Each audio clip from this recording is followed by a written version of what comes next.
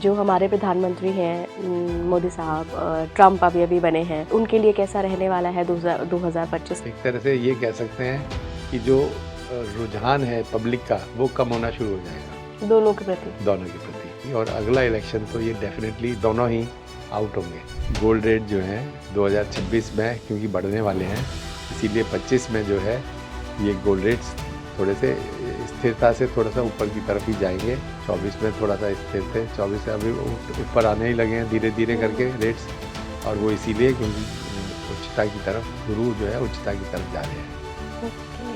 हम कब तक मोदी जी का वो सपना विश्व गुरु का साकार कर लेंगे? कब हमारी इकोनॉमी एकदम बूस्ट करेगी? जब गुरु उच्च का होता है तब गुरु जो है भारत के लिए बहुत अच्छा होता है। तो गुरु उच्च का अगले साल होने वाला है? गुरु का अगले 25 में नहीं 26 में 26 में होगा। 26 में होने वाले हैं। 26 हम सोच सकते हैं। 26 अच्छा होगा।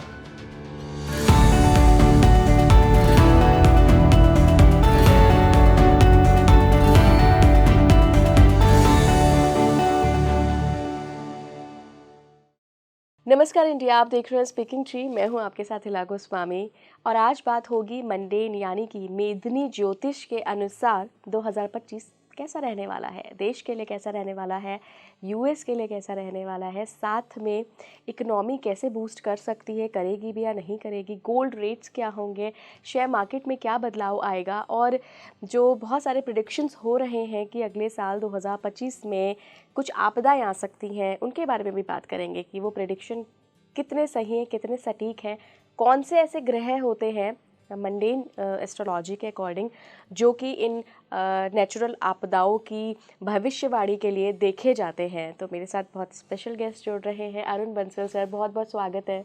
बहुत बहुत धन्यवाद स्पीकिंग ट्री के लिए जो उन्होंने इस आज की वार्तालाप के लिए बुलाया, धन्यवाद। और आप सब विजिटर्स का आगमन नमस्कार, धन्यवाद। तो हमारे जो दर्शक हैं वो सर पहली बार आपसे मिल रहे हैं, उनको मैं बताना चाहूँगी कि सर स्पेशल इसलिए है क्योंकि आज से कई साल पहले 1981 में ही जब कंप्यूटर क्रांति आने ही वाली थी, शुरू हुई थी, तभी सर ने एस्ट्रोलॉजी को कंप्यूटर से, टेक्नोलॉजी से जोड़ दिया था और एक सॉफ्टवेयर डेवलप किया था जिसके कारण कई हद तक सटीकता आई एस्ट्रोलॉजी के प्रेडिक्शंस में। कंप्यूटर तो नया रिवॉल्यूशन ले ही आया है। जब से उससे पहले जो ज्योतिष को कितने लोग जानते थे, बहुत ही कम थे, लेकिन जब से कंप्यूटर ज्योतिष में आए हैं तब से ज्योतिष का रूप ही बदल गया है और अब तो कॉमन हो गया है बहुत। तो सर आज मंडेन एस्ट्रोलॉजी को समझेंगे हम और साथ ही समझेंगे कि 2025 में क्या कुछ बदलाव होने वाले हैं। जरूर। तो क्या है ये मंडेन? मंडेन पे हमने किताब भी लिखी है। मंडेन पे हमारी पूरा सॉफ्टवेयर डेवलप्ड है।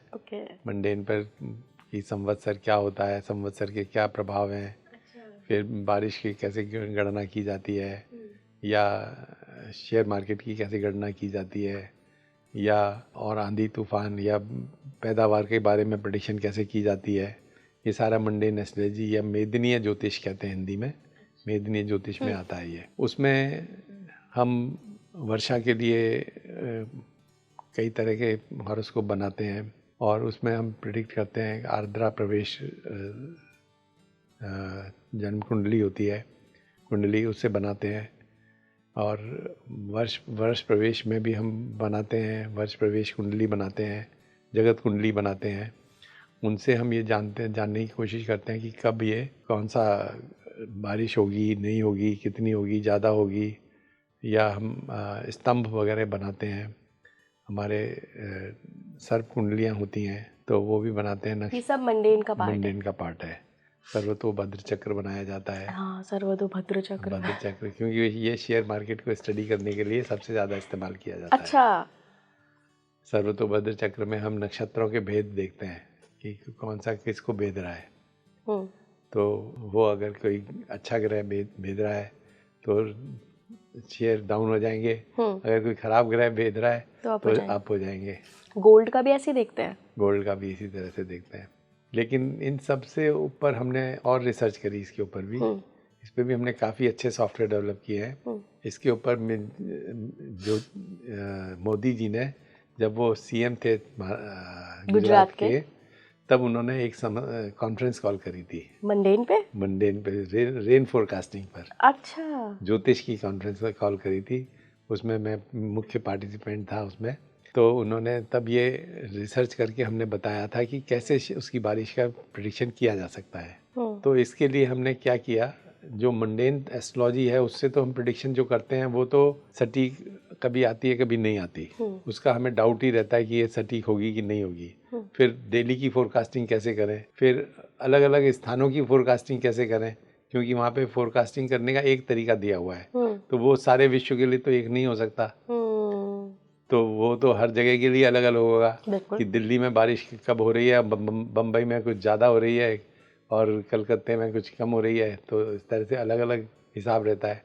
तो अलग अलग हिसाब लेते हुए कैसे हम प्रेडिक्शन करें, तो इसके लिए हमने एक सॉफ्टवेयर पूरा डेवलप किया है और है अभी भी है।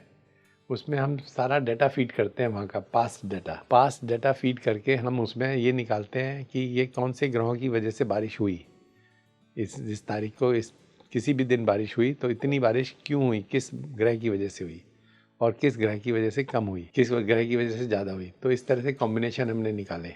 हमने पाया मंगल सबसे ज़्यादा प्रभावशाली था बारिश कराता है, बारिश कराने के लिए। अच्छा। हाँ, और उसके बाद शुक्र का प्रभाव है और तीसरे में फिर बाकी और ग्रह आ जाते हैं, लेकिन सबसे ज़्यादा मंगल और शुक्र का प्रभाव देखा गया। मंगल और शुक्र की अगर हम गणना को ठीक से एनालाइज कर लें तो हम ये निकाल सकते हैं कि बारिश कब होगी कितनी होगी। उस सॉफ्टवेयर से हम ये भी निकाल सकते हैं कि इस वर्ष बारिश कितनी होगी, इस वर्ष कितनी होगी, अगले वर्ष कितनी होगी। और क्योंकि ग्रह स्थिति तो हम पहले 10 साल पहले भी निकाल सकते हैं, तो 10 साल आगे का भी प्रेडिक्शन कर सकते हैं। तो बहुत अच्छी प्रेडिक्शन आती है, उससे ये भी मालूम पड़ जाता है मानसून कब आएगा, कब जाएगा, कब बारिश होगी, किस महीने में ज़्यादा बारिश होगी, किस एरिया में कितनी बारिश होगी, वो सारा निकाला जा सकता है। क्योंकि हम अगर दिल्ली का ले रहे हैं तो दिल्ली की बारिश फीड करेंगे पहले, अगर कलकत्ते का निकालना है तो कलकत्ते की बारिश को फीड करेंगे, बम्बई का निकालना है तो बम्बई की बारिश का फीड करेंगे। तो बेसिकली आप वो जो ओल्ड डेटा होता है पास्ट का, ओल्ड डेटा को हम क्योंकि हम ये मान लेते हैं कि हमें तो मालूम नहीं है, हमें नहीं मालूम कौन से ग्रह का कितना असर है, तो कंप्यूटर अपने आप एनालाइज करके निकाल लेता है कि इस ग्रह का इतना असर है, इस ग्रह की स्थिति ये वाली स्थिति होती है तो ये कॉम्बिनेशन होता है तो ये बारिश करवाता है, ये बारिश नहीं कराता। अच्छा, हर स्थान के लिए अलग अलग कॉम्बिनेशन आ जाते हैं। ओके सर, यहाँ पे बात जब कंप्यूटर की हो रही है, टेक्नोलॉजी की हो रही है, तो जैसे अभी हमारा ऑफ द कैमरा डिस्कशन हो रहा था तो आपने कहा था कि देखिए बेटा ये वाला जो ग्रह है ये इस पे दृष्टि डाल रहा है या बृहस्पति शनि पे दृष्टि डाल रहा है तो शुभ है, इस तरीके के उसके रिजल्ट आएंगे। क्या सॉफ्टवेयर ये चीज़ पढ़ पाता है कि कौन सा ग्रह किसको दृष्टि दे रहा है? बिल्कुल, सारी चीज़ें ये तो आराम से, ये तो सबसे पहले ही देखता है, यही देखता है और क्या देखता है। अच्छा, हाँ, कंप्यूटर यही एनालाइज करता है कि किसकी दृष्टि पड़ रही है, किसकी दृष्टि नहीं पड़ रही है, किसकी कौन सा, खाली दृष्टि नहीं देखता वो हर एंगल को देख लेता है। वो कौन से नवांश में है या कौन सी हमने जो किया था वो नवांश बेसिस तक किया था, D9 तक, कि ये इस नवांश में है, वो कितने नवांश दूर है। अच्छा। दूसरा ग्रह एक नवांश दूर है, दो नवांश दूर है, 3 नवांश दूर है, 4 नवांश दूर है, तो इसका प्रभाव इतना हुआ। तो हर ग्रह के साथ दूसरे ग्रह के साथ कितने नवांश दूर था तो उसका प्रभाव कितना रहा, तो उससे एक्यूरेसी काफ़ी सटीक आती है। और अभी भी वो फॉर्म हमारा चल रहा है सॉफ्टवेयर, और उससे हम खाली इतना ही नहीं, हम शेयर मार्केट का भी इसी तरह से स्टडी करते हैं। डॉलर का रेट करना है, गोल्ड का रेट करना है, चांदी का करना है, सभी चीज़ें इसी फॉर्मूले से हम करते हैं। क्योंकि हमें जैसे शेयर मार्केट में भी आप शेयर का एक ग्रह मान लिया, आपने बुध मान लिया कि बुध वक्री होगा तो ग्रह वो मार्केट ऊपर चढ़ेगा, लेकिन मार्केट ऊपर चढ़ेगा तो कुछ तो रेट डाउन हो जाते हैं उसमें। एक ही समय में किसी का रेट डाउन हो रहा है, किसी का रेट अप हो रहा है, तो फिर वो से बुध को कैसे मेन चीज मांगना। हाँ, तो हर चीज के लिए हर एक ग्रह नहीं हो सकता, एक ही ग्रह को से हम सारे ग्रहों सारी चीज़ों के बारे में गणना नहीं कर सकते और बता सकते। एक लॉजिकल ये प्रॉब्लम है, तो इसको जानने के लिए हमारे पास कोई साधन नहीं है। ज्योतिष में कोई साधन नहीं है, मेदिनीय ज्योतिष में भी इतना कोई साधन नहीं है, क्योंकि वहाँ पे जो बताया गया है वो पूर्ण विश्व के लिए बताया गया है, और पूर्ण विश्व भी नहीं माने तो पूर्ण भारत के लिए तो कम से कम एक ही फार्मूला है, लेकिन पर्टिकुलर सिटी वाइज नहीं है। वो सिटी वाइज नहीं है, तो वहाँ पर हम उस तरह से उसे अप्लाई नहीं कर सकते। तो हमें इसीलिए ये आवश्यक है कि हम नई तरह की खोज करें, नए तरह के सॉफ्टवेयर लिखें, नए तरह, और ये जो है सॉफ्टवेयर बहुत अच्छे तरीके से कर सकते हैं, क्योंकि हमारे पास सबसे अच्छी पॉइंट ये है कि हमें पॉइंट्स मालूम है फ्यूचर में भी ये ग्रह कहाँ पर होगा, स्थित होगा, वो सारी गणनाएं हमें मालूम है, पहले से मालूम है। हम 100 साल आगे की भी निकाल सकते हैं, 10 साल आगे की भी निकाल सकते हैं, और उसका अगर हमें एनालिसिस मालूम पड़ जाए पहले से कि ये ग्रह जो है ये इस तरह से हमें प्रभाव दे रहा है। फिर दूसरी बात एक और है कि आप इसको अपग्रेड भी कर सकते हैं। आपने मान लो 1 साल बाद आपको और ग्रह उसकी पोजीशन मालूम पड़ गई, उनके शेयर मार्केट के रेट मालूम पड़ गए, या आपको रेन फोरकास्टिंग मालूम पड़ गई 1 साल में, और तो उसको भी फीड करके आप उससे एनालाइज करके फिर दोबारा नए बिंदु बना सकते हैं, आप नए पॉइंट्स, रेफरेंस पॉइंट्स बना सकते हैं। यहाँ मेरा एक काउंटर क्वेश्चन है, वो ये कि ज्योतिष के बारे में जितना मैंने सुना है, लोग बोलते हैं कि काल, परिस्थिति, देश, समय के अनुसार प्रिडिक्शन बदल जाता है। तो आप कह रहे हैं कि 100 साल बाद की भी प्रिडिक्शन हो सकती है, तो 100 साल बाद तो कितना ज़माना बदल जाएगा, क्या पता। नहीं, वो बात ठीक है, तो इसीलिए तो हमने कहा कि हम 100 साल की भी प्रेडिक्शन कर सकते हैं, लेकिन हम उतनी एक्यूरेसी नहीं आएगी उसमें। तो उसको चेंज करने के लिए हमारे पास तरीका है कि हम जब 100 साल बीत गए, तो 100 साल का डाटा भी तो क्रिएट हो गया, पास्ट डाटा क्रिएट हो गया, वो हमने डाटा भी उसमें कंप्यूटर में डाल दिया, तो कंप्यूटर आपको अपने आप को अपग्रेड कर लेगा, उसके रेफरेंस पॉइंट्स चेंज हो जाएंगे कि 100 साल बाद जो है अब ये वाले बिंदु हमारे को एक्यूरेट बैठ रहे हैं। अच्छा। तो उससे प्रिडिक्शन करेगा, तो फिर वो आगे की प्रिडिक्शन सही हो जाएगी। जैसे फोन में हम अपडेट करते रहते हैं ना, हाँ, तो इसी तरह से तुम सॉफ्टवेयर को भी अपग्रेड कर सकते हैं। ओके। और इस तरह से पॉइंट्स आगे के रेफरेंस पॉइंट्स चेंज होते रहेंगे और एक्यूरेसी ऑफ प्रेडिक्शन बढ़ती रहेगी। ओके सर, आज के इस पॉडकास्ट में हम थोड़ा सा 2025 को भी छुएंगे, मंडेन ज्योतिष के अकॉर्डिंग, मेदिनी ज्योतिष के अकॉर्डिंग, कि 2025 में क्या होने वाला है। जो हमारे प्रधानमंत्री हैं मोदी साहब, ट्रम्प अभी बने हैं, उनके लिए कैसा रहने वाला है 2025, क्योंकि 2 बड़े देशों के 2 लीडर्स की बात अगर होगी तो वो फिर पूरे देश की ही बात होगी। भारत के लिए कैसा रहने वाला है 2025। गोल्ड रेट, शेयर मार्केट, बड़ी तबाही मची हुई है। कोई कह रहा है 1.5 लाख के पार जाएगा अगले साल गोल्ड, कोई कह रहा है शेयर मार्केट भी बहुत ऊपर जाएगा, दोनों में बराबरी की जंग लगी रहेगी। ये सब डिस्कस करेंगे। सबसे पहले मैं अपने मोदी साहब से ही शुरू करती हूँ। मोदी जी के लिए कैसा रहने वाला है 2025? देखिए, अभी तो उनकी 7.5 चल रही है। हाँ जी। 7.5 नहीं कहना चाहिए, ढैया कहना चाहिए। शनि की ढैया चल रही है, क्योंकि उनका वृश्चिक राशि है। ट्रम्प जी की भी वृश्चिक राशि है। दोनों की राशि सेम है? दोनों की राशि सेम है। अच्छा। और दोनों के चौथे घर में शनि चल रहा है। बड़ी सेम कुंडली है? नहीं, सेम कुंडली, गोचर तो सबके लिए सेम होगा। अच्छा। और दोनों की राशि सेम है तो सेम है, तो गोचर सेम होगा। तो चौथे में चल रहा है, तो ढैया चल रही है। जब मोदी जी को जिता सकता है चौथे का शनि, तो ट्रम्प जी को क्यों नहीं जिता सकता था? तो इसीलिए हमने वो भी जीत गए, और इसीलिए हमने ये प्रेडिक्शन काफ़ी पहले ही करके रखी थी। बल्कि जब पिछली बार ट्रम्प बने थे, तो उनका जो है राशि के साथ था जो शनि था, 7.5, उनकी 7.5 चल रही थी। अच्छा। मोदी जी की भी 7.5 थी। मोदी जी की 7.5 पहले 7.5 आई, तब वो पहले प्रधानमंत्री बने। फिर दोबारा जब इलेक्शन हुए, तो फिर वो 7.5 चल रही थी, तो दोबारा प्रधानमंत्री बन गए। अब बाय द वे तीसरी बार इलेक्शन आए, तो उनकी ढैया चल रही थी शनि की, तो वो तीसरी बार बन गए। ऐसे ही पहले मनमोहन सिंह जी भी ऐसे ही बने थे, उनकी भी ढैया 7.5 चल रही थी।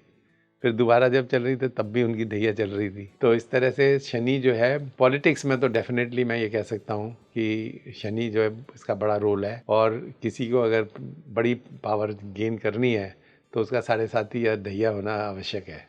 ओके।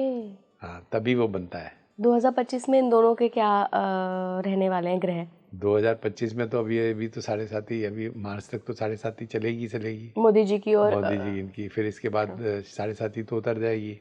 तो इसके बाद जो है इनका, जो एक तरह से ये कह सकते हैं कि जो रुझान है पब्लिक का, वो कम होना शुरू हो जाएगा दोनों के प्रति। तो रुझान बहुत ज़्यादा पब्लिक का नहीं रहेगा, तो इसलिए धीरे धीरे करके इनकी सैंक्टिटी कम होती जाएगी। और अगला इलेक्शन तो ये डेफिनेटली दोनों ही आउट होंगे। अच्छा। दोनों ना मोदी जी अब चौथी बार आने वाले हैं, और ना ट्रम्प तीसरी बार आने वाले हैं। क्या दिख रहा है आपको, कौन लेगा इनकी जगह, स्पेशली मोदी जी की अगर हम बात करें? वो तो खैर अभी कंपेयर करना पड़ेगा, कौन कॉन्टेस्टेंट्स हैं जी। उसको कंपेयर करना पड़ेगा।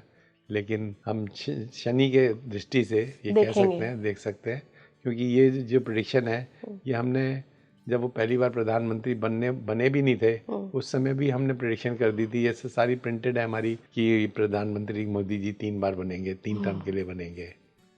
तो दूसरी टर्म भी हमने काफ़ी सटीकता से लिखा था ये। तो बाकी अगर इंडिया के लिए देखा जाए तो इंडिया के लिए अभी वृष राशि है, वृष लगन है और कर्क राशि है इंडिया की। और अभी कर्क राशि के लिए अष्टम शनि चल रहे थे। अच्छा, 8th हाउस में अष्टम शनि जो है ना वो पब्लिक के लिए बहुत बढ़िया नहीं होता। ओके। तो अब लेकिन नवम में आ जाएंगे शनि, अगले साल मार्च में ये नवम में आ जाएंगे, तो डेफिनेटली एक अच्छी स्थिति में आ जाएंगे। चलिए, तो खुशखबरी है। हाँ, तो पब्लिक को काफ़ी राहत मिलेगी, काफ़ी अच्छा महसूस करेगी पब्लिक, और ग्रोथ काफ़ी अच्छी होगी, इंडिया की ग्रोथ काफ़ी अच्छी होगी। गुरु जो है अभी 12वें घर में आ जाएंगे, चंद्रमा से 12वें घर में आ जाएंगे, तो फॉरेन एक्सपोर्ट्स वगैरह काफ़ी होंगे। बल्कि मैं तो कहूँगा कि डॉलर काफ़ी, मतलब रुपी काफ़ी स्ट्रांग होगा। हाँ, ये तो बहुत ही रुपी स्ट्रांग गुड होगा, न्यूज़ है। लेकिन हो सकता है कि strong not in terms of value, लेकिन ये हो सकता है कि वो आगे डॉलर को बढ़ने नहीं दे। अच्छा, मतलब ये नहीं है कि डॉलर कम हो गया लेकिन डॉलर आगे बढ़े नहीं, तो ये तो स्ट्रांग होने की स्थिति रहेगी ना, तो इस तरह की स्थिति आ सकती है। कुछ क्या सर भूकंप या सुनामी के भी संकेत मिल रहे हैं अगले साल? देखिए, ये तो पहली बात तो आता कैसे है भूकंप। हाँ, ये बात भी है। ये कौन से ग्रह स्थिति है जो कि भूकंप लाती है? ये 2 तरह की भूकंप की स्थितियां बनती हैं, 2 तरह के कॉम्बिनेशन बनते हैं। एक तो ये है कि सारे ग्रह इकट्ठे हो जाएं, एक कोण में आ जाएं। अच्छा, तो भूकंप की स्थिति बनती है। और एक है कि जब वो 2 पार्ट में डिवाइड हो जाए, एक इधर, एक लेफ्ट में, एक राइट में, और बीच में फिर चंद्रमा घूम के बीच में आ जाता है, तो फिर वो भूकंप की स्थिति बनती है। 2 ही स्थिति है। ज़्यादातर जितने भी भूकंप हैं पूर्णिमा या प्रतिपदा को आते हैं, पूर्णिमा के बाद प्रतिपदा को। ये आपने कैसे दिया सारे है? बड़े भूकंप जो हैं, क्या होता है कि सारे ग्रह तो इकट्ठे हो गए एक तरफ को, चंद्रमा निकल के यहाँ से निकल के छटक के बाहर आ जाता है और सामने आ जाता है उनके, तो भूकंप की स्थिति बनती है। अच्छा, ये बिल्कुल साफ है। और आप जितने भी पिछले 100 सालों के अगर आप देख लेंगे भूकंप, तो सबसे बड़े जो भूकंप आए हैं वो सब इसी स्थिति में आए हैं। अब ये जो स्थिति है कि कब कहाँ पर भूकंप आएगा, ये राहु और केतु की पोजीशन बताती है। अच्छा। राहु केतु से चंद्रमा की स्थिति कहाँ पर है या सूर्य की स्थिति कहाँ पर है। तो सूर्य की स्थिति जहाँ पर होगी, तो जैसे उस लाइन से नीचे हैं ग्रह, तो ऊपर को जो है उसके अपोजिट डायरेक्शन में भूकंप आएगा। अगर ग्रह ऊपर है तो नीचे आएगा, साउथ में आएगा। ज़्यादातर जो भूकंप हैं वो 40 डिग्री साउथ से 40 डिग्री नॉर्थ के बीच में ही रहते हैं। अच्छा। बिल्कुल पोल के पास भूकंप नहीं आते हैं। तो इसमें जो है हम कितने एंगल पर है सूर्य राहु केतु से, कितनी दूर है, उसके अनुसार हम देख सकते हैं दिशा जान सकते हैं। लेकिन हाँ, अभी ये इसमें जानना कि दिशा में भी कौन से पॉइंट पर होगा, कितने लॉन्गिट्यूड पे होगा, वो जानना शायद अभी मुझे नहीं मालूम है। लेकिन लैटिट्यूड हम जान सकते हैं कि कितने लैटिट्यूड पर होगा, और कितनी पावरफुल होगा, उसका भी ज्ञान इससे आ जाता है कि कितने ग्रह इकट्ठे हो रखे हैं, कितने नज़दीक है। अगर बहुत सारे ग्रह इकट्ठे हैं तो बहुत ज़्यादा स्ट्रॉन्ग होगा, और थोड़े दूर दूर हैं तो थोड़ा कम उसका होगा। तो इस तरह की स्थिति इस साल में अगर हम देखें, क्योंकि शनि जो है वो कुंभ में, मीन में आ जाएंगे, गुरु और दूर हो जाएंगे थोड़ा सा, तो धीरे धीरे करके स्थिति गुरु दूर होते जा रहे हैं। तो जो प्रबल स्थिति है उसकी वो दूर होती जा रही है। तो अगले 2-3 सालों में, 4 सालों में बहुत ज़्यादा भूकंप नहीं आएंगे। अच्छा, ये स्थिति अब जो टाइम आ रहा है वो भूकंप का टाइम नहीं है। भूकंप का टाइम बल्कि 2 साल पहले था। अच्छा, हाँ, तब हमने देखे नेपाल में भी बहुत झटके आए हैं, दिल्ली में बहुत बार फ्रीक्वेंटली आए हैं। तो वो जब समय था, और अब समय आगे नहीं है ऐसा। और सुनामी सर? सुनामी भी भूकंप का ही दूसरा रूप है। वो ये है कि वो समुद्र के नीचे भूकंप आ गया तो वो जो है सुनामी के रूप में फिर उभर के आता है। तो वो तो उसका लैटिट्यूड बताता है कि कहाँ पे आ रहा है भूकंप। अगर इंडोनेशिया के पास आ रहा है तो सुनामी आने के प्रभाव पॉसिबिलिटीज बढ़ जाती हैं। तो किसी भी तरीके की जल आपदा आने की गुंजाइश है क्या 2025 में? बहुत ज़्यादा नहीं, बहुत ज़्यादा नहीं, लेकिन हाँ बारिश ज़्यादा होने के चांसेस हैं। बारिश काफ़ी ज़्यादा हो सकती है वर्षा ऋतु में, और बारिश पहले हो सकती है, मतलब कि समय से पहले मानसून हो सकता है।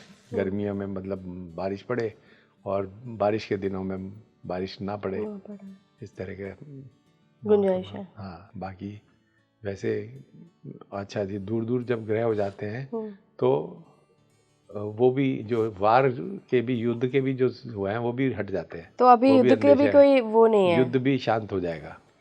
जो रशिया यूक्रेन और इजराइल और फिलिस्तीन का है, ये युद्ध भी शांत होने की कगार पे है, ऐसा लगता है। चलिए सर, ये तो बहुत ही राहत की खबर है। हाँ, दूसरा और जो गोल्ड रेट्स वगैरह जो चढ़ते हैं या जो भूमि के रेट चढ़ते हैं, वो जब भी गुरु उच्च का होता है तो जमीन के रेट डाउन हो जाते हैं। गुरु उच्च का जो होता है वो रेट्स को डाउन ले आता है। जब गुरु नीच का होता है तो रेट्स अप हो जाते हैं। तो जमीन के रेट्स अब गुरु उच्चता की तरफ बढ़ रहा है, तो डाउन होने वाले हैं। तो आगे आगे चल के डाउन ही होंगे, अच्छा, अप नहीं होंगे।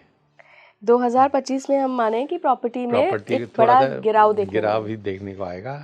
अभी नहीं भी थोड़ा सा मतलब ठहराव तो आ ही जाएगा, क्योंकि जो चढ़ाव था वो तो खत्म हो चुका है।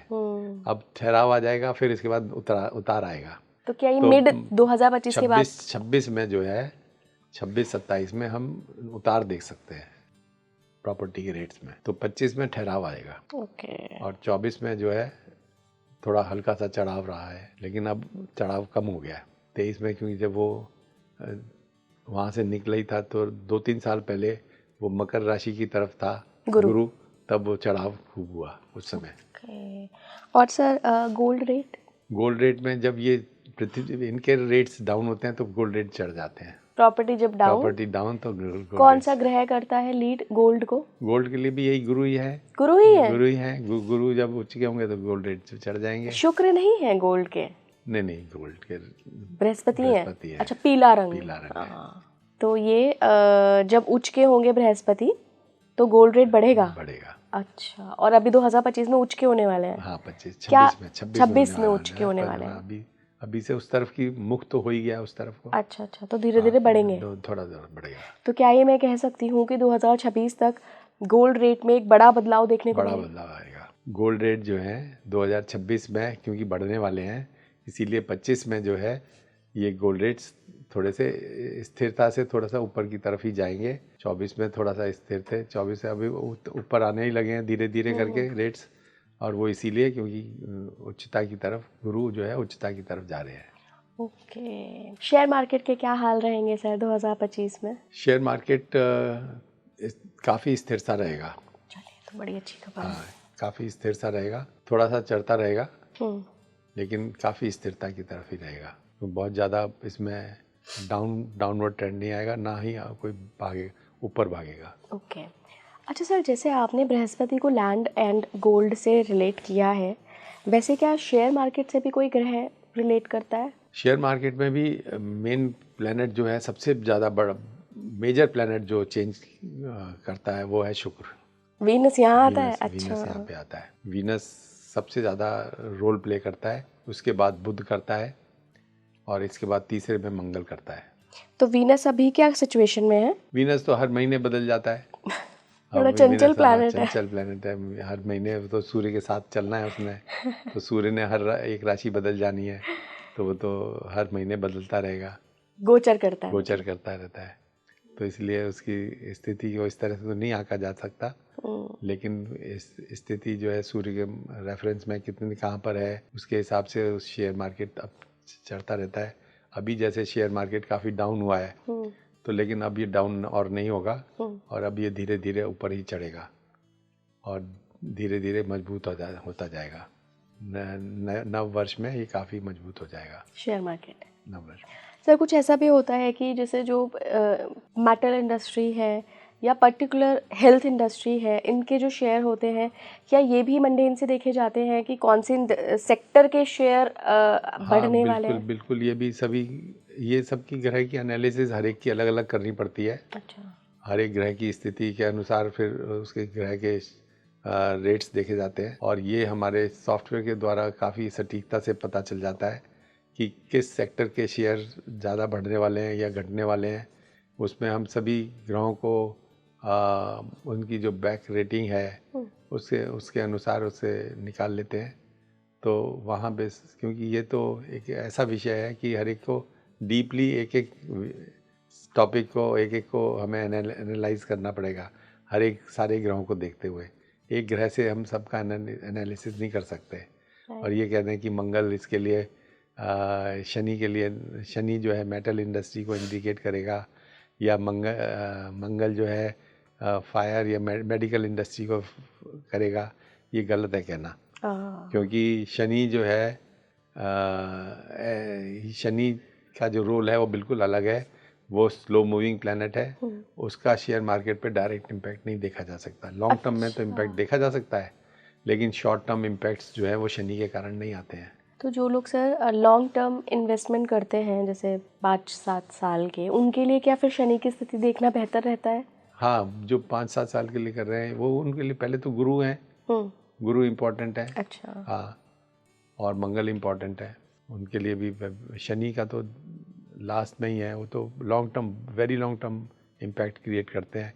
तो इसलिए शनि को तो ना भी देखो अगर तो, क्योंकि शेयर मार्केट वाला जो है ना इतने टाइम के लिए कभी कोई इन्वेस्ट नहीं करता। जो करता है तो कुछ महीनों के लिए करता है, सालों के लिए भी करने वाले बहुत कम होते हैं। तो इसलिए उसमें शनि का इम्पैक्ट नहीं आता। अच्छा सर, पर्टिकुलर किसी व्यक्ति की कुंडली में वीनस की स्थिति से कोई कनेक्शन मिलता है शेयर मार्केट में? शुक्र तो करता ही है, शुक्र ही जिम्मेदार होता है। शुक्र तो मेन ही है, शुक्र तो नंबर 1 प्लेनेट है जो कि शेयर मार्केट को कंट्रोल करता है।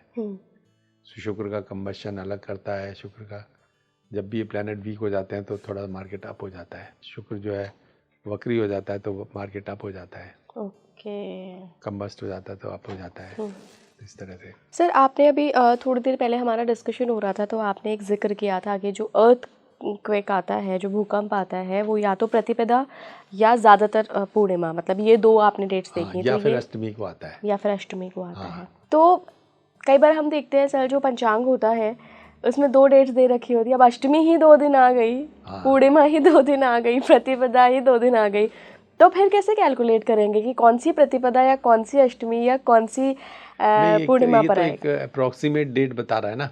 हाँ। एक दिन आगे पीछे तो अभी हो सकता है इसमें। अच्छा, लेकिन ये 2 डेट वाला क्या कॉन्सेप्ट है सर? देखिए, तिथि जो है वो सीधी गणनाओं का खेल है। वो चंद्रमा और सूर्य की दूरी के अनुसार, उन दोनों की स्पीड के अनुसार तिथि बनती है।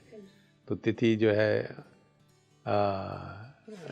चंद्रमा जो है कितनी दूरी पर है, अब वो अगर 12 डिग्री से ज़्यादा दूर हो जाता है तो फिर वो तिथि बदल जाती है। अच्छा। तो अगर कई बार वो चंद्रमा की स्पीड 10 डिग्री के करीब रह जाती है तो वो पूरा क्रॉस नहीं करता है, तो 12 डिग्री क्रॉस नहीं करता एक दिन में। तो वो 2 दिन वो तिथि सेम उदय तिथि को हम लेते हैं इसमें कि सनराइज के टाइम में कौन सी तिथि चल रही है, वही पूरे दिन रहेगी। उसी तिथि को माना जाता है। उसी तिथि को माना जाता है। हाँ, तो तिथि जो है चंद्रमा और सूर्य की डिग्री के अनुसार बनती है। चंद्रमा अगर 12 डिग्री दूर होता है सूर्य से तो एक तिथि हो जाती है। ठीक है। अगर वो चंद्रमा की स्पीड ज़्यादा है, 14 डिग्री है पर डे, तो वो एक दिन में भी क्रॉस कर जाएगा, एक दिन से कम में क्रॉस कर जाएगा। अगर 10 ही डिग्री है तो वो एक दिन में क्रॉस नहीं करेगा। तो सूर्योदय के समय में जो डिग्री है, जो तिथि है, उस तिथि को हम पूरे दिन वो तिथि मानते हैं। हो सकता है कि वो तिथि जो है 2 दिन सूर्योदय के दिन समय 2 सेम तिथि आ जाए तो वो 2 बार हो जाएगी। कई बार ऐसा भी होता है कि वो एक ही दिन में वो सूर्योदय के समय एक तिथि बदली, फिर सूर्योदय होने से पहले तिथि बदल गई, तो 2 तिथि बदल गई। सूर्योदय आज अष्टमी है और कल दशमी हो गई। कैसे हो गई? नवमी तिथि हुई नहीं। नवमी तिथि वो सारे दिन नवमी थी दिन में, लेकिन सूर्योदय के समय में अष्टमी थी और फिर अगले दिन दशमी है। तो जो ये कंफ्यूजन होता है सर, जैसे अभी जन्माष्टमी को लेकर बहुत कंफ्यूजन था कि किस दिन मनाएं? 2 दिन? जन्माष्टमी का तो फॉर्मूला एक्चुअली क्या है कि हमारे जो धर्म ग्रंथों में दिया है, धर्म सिंधु मुख्य हमारा ग्रंथ है जिसके अनुसार हम सारे पर्व का कैलकुलेशन करते हैं। तो उसके अंदर हमारी गणना जो दी हुई है वो मध्य रात्रि व्यापिनी तिथि के अनुसार दी गई है और नक्षत्र के अनुसार दी गई है। तो मध्य रात्रि पे जो तिथि होगी उसको हम जन्माष्टमी मानेंगे। जबकि जो मथुरा के जो पंडित हैं, जो कि जन्मभूमि के, कृष्ण जन्मभूमि के जो मुख्य पंडित हैं, वो इस बात को नहीं मानते हैं। वो ये कहते हैं कि हम तिथि जो मनाई जाती है वो उदया तिथि के अनुसार बनाई जाती है। जिस दिन कृष्ण जी ने जन्म लिया उस दिन अष्टमी तिथि सुबह थी। सुबह सूर्योदय के समय अष्टमी तिथि थी। उसका कोई मतलब नहीं है कि उस समय जब वो पैदा हुए उस समय अष्टमी थी या नहीं थी। अच्छा, वो सुबह से देखते हैं? सुबह से देखते हैं, इसलिए वो कहते हैं कि हमने, और कहते हैं कि यहाँ तो हम जन्माष्टमी कृष्ण जन्मभूमि पे तो हमारी ही चलेगी हम ही इसके मालिक हैं। तो इसीलिए हम तो उसी दिन मनाएंगे जिस दिन उदया अष्टमी होगी, उस दिन हम कृष्ण अष्टमी बनाएंगे। भाव जुड़े हैं उनके। हाँ। तो इसलिए ये फर्क आ जाता है, क्योंकि पंचांगों में जो गणना ज़्यादातर दी होती है वो दी होती है धर्म सिंधु के अनुसार। अच्छा। जो हमारे बुक्स हैं उनके अनुसार, और जो मनाया जाता है वो मथुरा के अनुसार। मथुरा में उदया तिथि में कब आ रही है अष्टमी।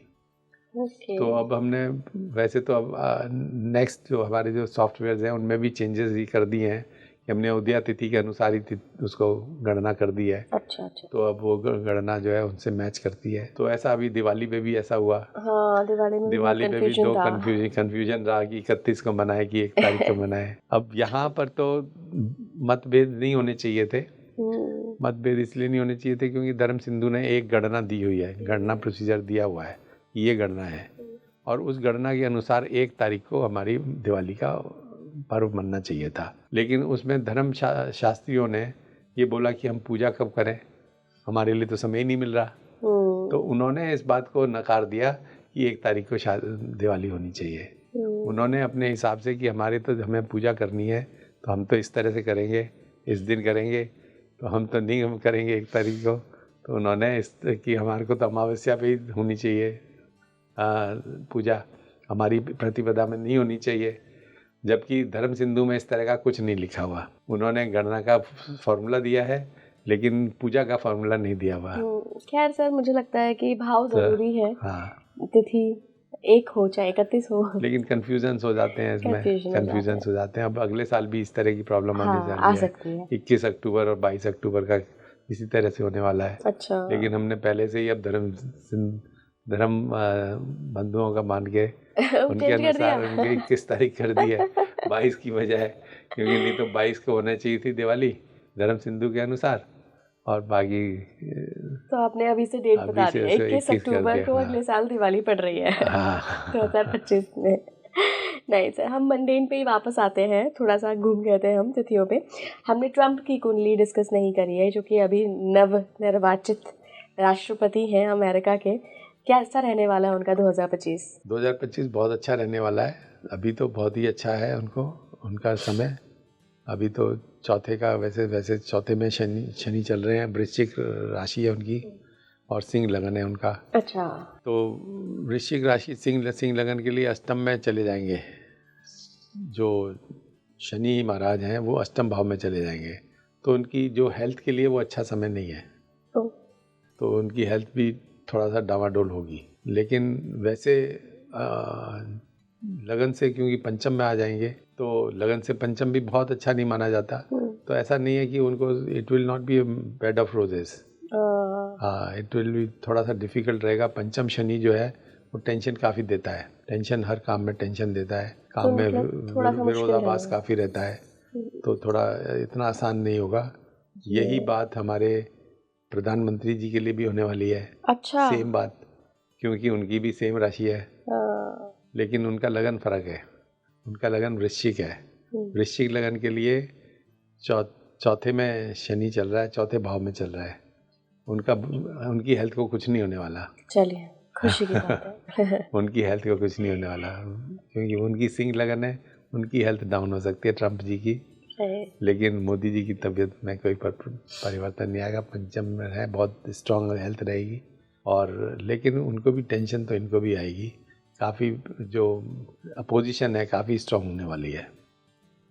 धीरे धीरे करके उनका जो पकड़ है वो भारत की पॉलिटिक्स के ऊपर वो कम होती जाएगी। भारत के बारे में ही मेरा अगला सवाल है सर कि हम कब तक मोदी जी का वो सपना विश्व गुरु का साकार कर लेंगे, कब हमारी इकोनॉमी एकदम बूस्ट करेगी, कब नौकरियों की जो परेशानियां हालांकि बहुत कम हुई हैं पर फिर भी अभी भी बेरोजगारी काफ़ी है, कब वो एक अच्छा फेज़ देखने को मिलेगा जो चाइना देख रहा है, जो यूएस ने देखा, जो यूएसएसआर अपने समय में देख कर आया है? देखिए ये कहना अभी थोड़ा सा डिफ़िकल्ट तो ज़रूर है, लेकिन हाँ पहले हज़ारों साल पहले पूर्व जब कृष्ण जी का जन्म हुआ था, उस समय जो इंडिया की स्थिति थी, जो महाभारत से पूर्व कहना चाहिए, क्योंकि वो शायद एक न्यूक्लियर युद्ध रहा होगा, और उससे पूर्व जो है सब कुछ यहाँ पे सब कुछ संपन्न था और ज्योतिष भी बहुत संपन्न थी उस समय सारा मिसाइल सिस्टम था, सब एयरक्राफ्ट्स थे, सभी चीज़ें हमारे उसमें हिस्ट्री में दिखाई देती हैं, मिलती हैं, और काफ़ी संपन्न रहा। लेकिन उसके बाद एकदम सारा शून्यकाल हो गया। फिर जब तक 1 BC तक जो है ना सारा शून्यकाल ही रहा, या यूँ कह लीजिए 500 BC तक शून्यकाल रहा। 2500 साल एकदम कुछ हुआ ही नहीं जैसे। फिर उसके बाद धीरे धीरे संपन्नता आई। तो उस समय भारत काफ़ी संपन्न देश था, और उसमें शायद इंडिया जो है सबसे ज़्यादा सारे पूरे विश्व से मतलब उस समय इकलौता देश था जो कि संपन्नता में सबसे आगे था। अब जो है इसमें थोड़ा टाइम तो ज़रूर लगेगा। मेरे को अभी नहीं लगता कि ऐसा अभी कोई 5-10 साल में होने वाला है, थोड़ा समय लग सकता है।